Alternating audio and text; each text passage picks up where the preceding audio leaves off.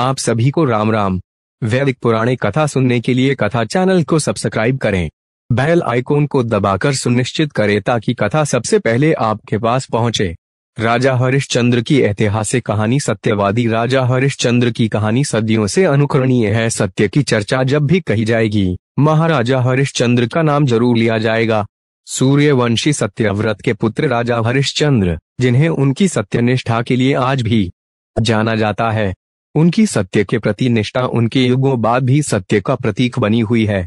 इनका युग त्रेता माना जाता है। राजा हरिश्चंद्र अयोध्या के प्रसिद्ध सूर्यवंशी राजा थे जो सत्यव्रत के पुत्र थे। ये अपनी सत्यनिष्ठा के लिए अड़िग रहे और इसके लिए इन्हें अनेक कष्ट सहने पड़े। ये बहुत दिनों तक पुत्रहीन रहे, पर अंत में अपने कुलगुरु वशिष्ठ के उपदेश से एवं वरुण देव की उपासना से इन्हें पुत्र प्राप्त हुआ। सत्यवादी हरिश्चंद्र राजा हरिश्चंद्र सच बोलने और वचन पालन के लिए मशहूर थे। उनकी प्रसिद्धि चारों तरफ फैली थी। ऋषि विश्वामित्र ने राजा हरिश्चंद्र की प्रसिद्धि सुनी। वे स्वयं इसकी परीक्षा करना चाहते थे। राजा हरिश्चंद्र हर हालत में केवल सच का ही साथ देते थे। अपनी इस निष्ठा की वजह से कई बार उन्हें बड़ी बड़ी परेशानियों का भी सामना करना पड़ा, लेकिन फिर भी उन्होंने किसी भी हाल में सच का साथ नहीं छोड़ा। वे एक बार जो प्रण ले लेते थे उसे किसी भी कीमत पर पूरा करके ही छोड़ते थे। राजा हरिश्चंद्र ने सत्य के मार्ग पर चलने के लिए स्वयं तक को बेच दिया था। सपना और सब त्यागना। इनकी पत्नी का नाम तारामती था और पुत्र का नाम रोहिताश्व। ये दोनों भी धार्मिक चरित्र के थे। राजा हरिश्चंद्र ने यदि स्वप्न में भी वाग्दान कर दिया यानी वचन दे दिया तो भी पीछे नहीं हटते थे। ऋषि विश्वामित्र की शक्ति से राजा हरिश्चंद्र ने सपना देखा कि उन्होंने अपना सारा राजपाट विश्वामित्र को दान में दे दिया है। अगले दिन जब विश्वामित्र उनके महल में आए तो उन्होंने विश्वामित्र को सारा हाल सुनाया और साथ ही अपना राज्य उन्हें सौंप दिया। 500 स्वर्ण मुद्राओं की मांग जाते जाते विश्वामित्र ने राजा हरिश्चंद्र से दान उपरांत दक्षिणा में 500 स्वर्ण मुद्राओं की मांग की।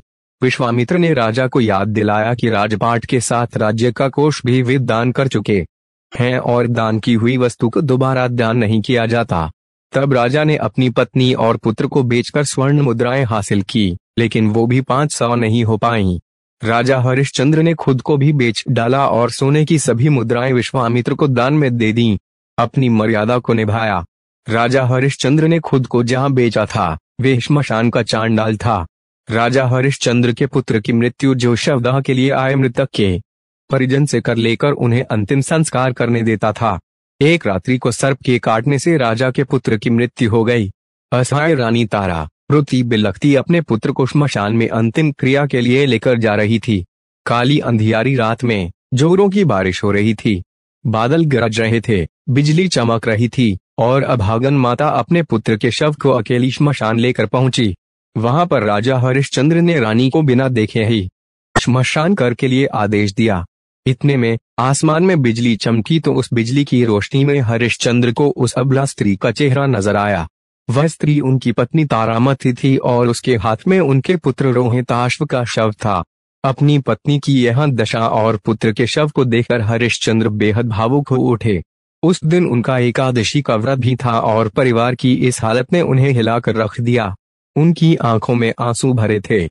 कर्तव्यपरायण राजा हरिश्चंद्र, लेकिन फिर भी वे अपने कर्तव्य की रक्षा के लिए आतुर थे।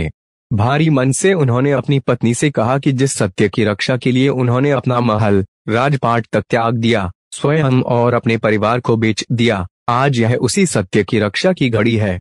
राजा हरिश्चंद्र ने अपनी पत्नी से कहा, तुम्हें श्मशान में अपने पुत्र के अंतिम संस्कार के लिए निर्धारित कर देना ही होगा। रानी तारा कर के रूप में अपनी साड़ी का टुकड़ा फाड़ कर देने की कोशिश करती हैं। उसी समय आकाशवाणी हुई और स्वयं ईश्वर प्रकट हुए और उन्होंने राजा से कहा, हरिश्चंद्र, तुमने सत्य को जीवन में धारण करने का उच्चतम आदर्श स्थापित किया है। तुम्हारी कर्तव्य निष्ठा महान है। तुम इतिहास में अमर रहोगे और राजा की ली जाने वाली दान वाली परीक्षा तथा कर्तव्यों के प्रति जिम्मेदारी की जीत बताई।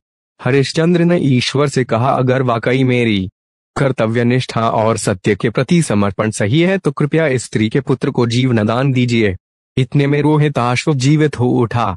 ईश्वर की अनुमति से विश्वामित्र ने हरिश्चंद्र का राजपाट भी उन्हें वापस लौटा दिया। महाराज हरिश्चंद्र ने स्वयं को बेचकर भी सत्यव्रत का पालन किया। यह सत्य एवं धर्म के पालन का एक बेमिसाल उदाहरण है। आज भी महाराजा हरिश्चंद्र का नाम श्रद्धा और आदर के साथ लिया जाता है।